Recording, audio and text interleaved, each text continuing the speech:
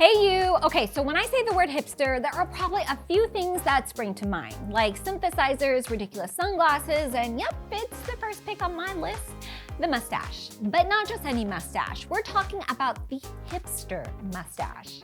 Defined by its curled wax tips, this is a look that just refuses to die despite it looking ridiculous on 99% of guys who try to rock it. And if you were to tell me 10 years ago that the hipster mustache would still be twirling away in 2023, I would have laughed in your face. And yet, here we are. So let's be honest, only a small minority of men can really pull off any type of mustache at all, let alone one that makes you look like a Brooklyn-based steampunk DJ who's really into brewing his own beer. Now, I think the worst aspect of it is that it radiates a sense of, look at me, I'm better than you, hyper confidence that ultimately just comes across as really douchey, especially when you pair that stash with a little pointy goatee. Ooh. Now, if you really want to grow a mustache, I recommend going for something thicker, like, you know, the classic chevron tache. However, you always want to make sure that you grow it out as part of a full beard over the course of about 4 weeks first, and then check with your most honest friend about whether it actually looks good or not. If not, then Mo gotta go.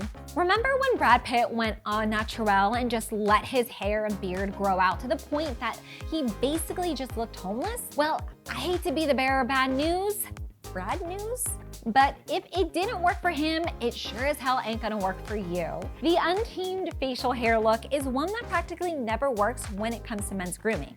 I mean, there is a reason that Han Solo is a sex symbol and Chewbacca isn't. Sorry, Chewie. Not only does this move come across as both gross and dirty, but it ultimately makes you look like you don't care about your appearance at all, which is possibly the least attractive thing about it. Your facial hair requires as much care and attention as your luscious locks, and by keeping it in check, you're basically sending a message to the world that you have some self-respect and you give a damn, which, trust me, it's always a good look.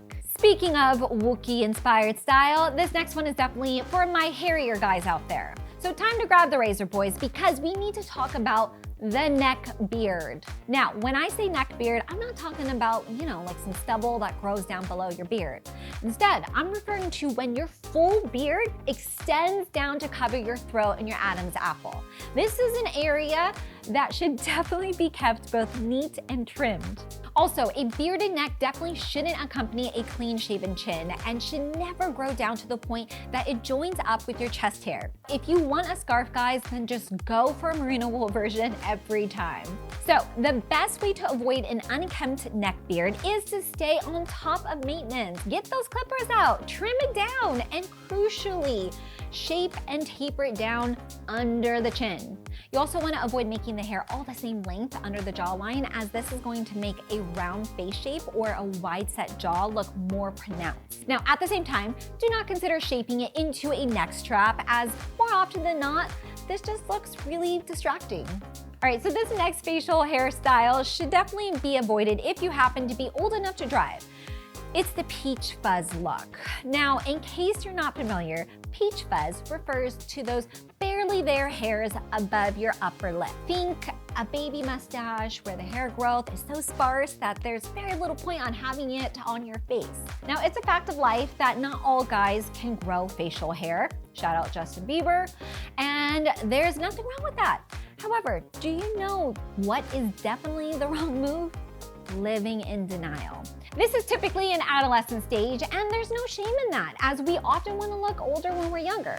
Now, while it's something that a lot of guys grow out of, not everyone does. If growing facial hair is not currently in your particular skill set, and your ID shows your true birth date, you can safely lay the peach fuzz to rest. Patches, be the bald or denim, never look great. However, the worst patch has got to be the soul patch. Now, I'm talking about this little isolated tuft of hair on the chin directly under the lower lip, which although it's small in size, manages to be a major distraction. Also, this may come as something of a shock. Sporting, the world's smallest beard, it's not gonna do any favors for you in the eyes of the opposite sex. Now, whether you have a low-grade buzz cut or a lustrous head of hair, a soul patch will dominate your face and detract from your other, more attractive features like your eyes. It's also just, it's a little bit on the creepy side. However, the most recent interpretations of this facial hairstyle have revealed that many pitfalls, from over-manicured to too long and straggly to looking like it's trying to escape. When this particular facial hair detail is incorporated within a beard, stubble, or goatee, it works as a footnote, but it's less successful as a standalone feature. Or worse, when it becomes a landing strip in the middle of your chin, which just looks like you missed a spot with the razor.